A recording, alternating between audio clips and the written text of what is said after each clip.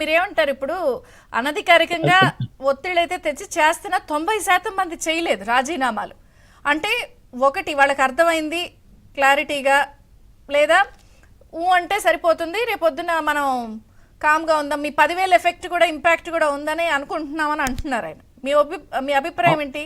ఇప్పుడు చంద్రిక గారు ఇవాళ వాళ్ళు ఏం ఆలోచిస్తున్నారంటే, నిజంగా జగన్మోహన్ రెడ్డికి మన వాలంటీర్ల మీద చిత్తశుద్ధి గనుక ఉండినట్లయితే ఈ పార్టీకల్లా కోర్టు ముందే ఆయన మనల్ని కొనసాగిస్తూ ఒక ఉత్తర్వులు జారీ చేయాల్సి ఉండింది. ఉత్తర్వులు జారీ చేయలేదు. వాళ్ళకి ఒక ఆలోచన ఉంటది కదా, వాళ్ళు ఆలోచిస్తారు కదా, నెక్స్ట్ వైసీపీ ప్రభుత్వం వస్తుందా రాదా అనేది వాళ్ళకు కూడా నిర్ధారణ అయిపోయింది, ఈ ప్రభుత్వం రాదు అని చెప్పాను. అందుకని ఇవాళ మిమ్మల్ని ఏదో ఒక విధంగా మిమ్మల్ని నష్టపరుస్తాం, అది చేస్తాం, ఇది చేస్తాం అని చెప్పని వాళ్ళ మీద విపరీతమైనటువంటి ఒత్తిడి చేసి కొంతమందిని అయితే చేర్పించగలిగారు. 2,60,000 మందిలో 6,000 7,000 ఎంతమంది అండి? మిగతా వాళ్ళందరూ ఎందుకు చేయటం లేదంటే, మమ్మల్ని 5 సంవత్సరాలు వెట్టి చాకిరి చేయించాడు, అనేక పనులు చేయించాడు. ఇవన్నీ మేము ఎందుకు చేసాం? ఒక ఆశ, ప్రతి మనిషికి ఆశ ఉంటుందండి. ఈ ఆశ వాళ్ళని 5 సంవత్సరాలు నడిపించింది. ఆయన ఇచ్చినటువంటి 5,000తోటి వీళ్ళు సంతృప్తి పొంది ఈ పనులన్నీ చేయటం కాదు, భవిష్యత్తు మీద ఆశ. భవిష్యత్తు మీద మా పోస్టులు రెగ్యులరైజ్ చేస్తారేమో, ఓ 15,000 20,000 ఏమవుతాడా అనేటటువంటి ఆశతోటి వీళ్ళు ఇప్పటి వరకు బతికాడు. ఇప్పుడు ఏమనుకుంటున్నారు? ఈ 5 సంవత్సరాలు మన కాలం వృధా అయిపోయింది, మన ఎనర్జీ వృధా అయిపోయింది, ఇతని నమ్మటానికి వీల్లేదు, ఇతను నమ్మక ద్రోహుడు. ఎందుకు అని చెప్పారంటే, ఇನ್ನು మనలే కాదు కదా మోసం చేసింది.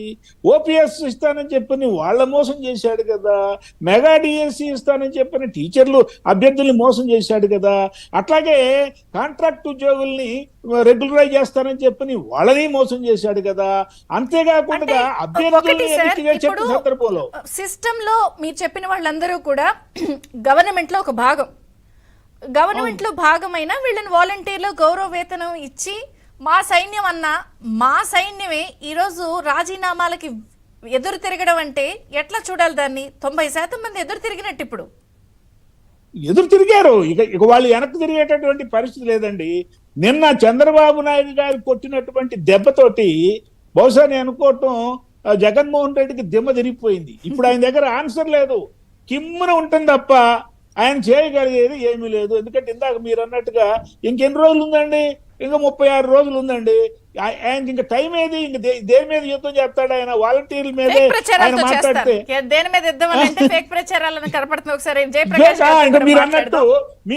మీరు అన్నట్టు ఫేక్. ఆయన అసలు ఫేక్ నే నమ్ముకున్నాడండి. అసలు జగన్మోహన్ రెడ్డి ఫేక్ అండి నా ఉద్దేశంలో. ఎందుకంటే ఆయన 2019లో గెలిచింది కూడా ఫేక్ ప్రచారం ద్వారా. బాబాయిని చంద్రబాబు నాయుడు గారు చంపించారు అని చెప్పని ఫేక్ ప్రచారం చేశాడా చేయలేదా చెప్పండి? ఆ రోజు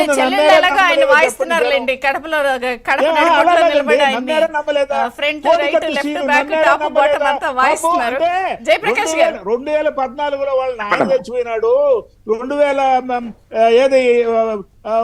2019లో వాళ్ళ బాబాయ్ చనిపోయినాడు, కోడికత్తి దెబ్బ తిన్నాడు, పాపం పెద్ద గాయం అయింది అని చెప్పని 2019లో నిజంగానండి సానుభూతి పొంది ఒక్క ఛాన్స్ అన్న ఇద్దాం ఈయనకని చెప్పని జనం నమ్మారండి. కానీ ప్రతిసారి ఎవరు నమ్మర్లేండి.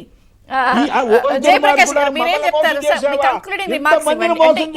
రాబోయే 36 రోజులు ఇది ఒక అంశం. వీటితో పాటు ఆయన ఏమి ఇంక చెప్పుకోవడానికి లేదన్న విషయంలో ఫేక్ మీదే పెడతాం. మీ అధ్యక్షులు పురంధేశ్వరి గారిని కూడా వదలలేదు, ఫేక్ మీద ఆవిడ ముస్లింస్ చేశారు, ముస్లింస్ రిజర్వేషన్ తగ్గిస్తున్నారని చెప్పని మీ లోగోను వాడుకుని ప్రచారం చేశారు. అవును, మళ్ళీ మమ్మల్ని చూడొద్దంటారు రామకృష్ణ గారు. ఒక నిమిషం సార్, జయప్రకాష్ గారు. ఇప్పుడు అతను పార్టీయే ఫేక్ పార్టీ అని వైఎస్ఆర్ సిపి అని వైఎస్ఆర్ పేరు పెట్టుకొని, దానికి యాక్చువల్ పార్టీ ఫుల్ ఫామ్ ఏంటి? యువజన శ్రామిక రైతు. ఎక్కడన్నా ఎప్పుడు ఏ రోజైనా ఆయన చెప్పాడు అట్లా?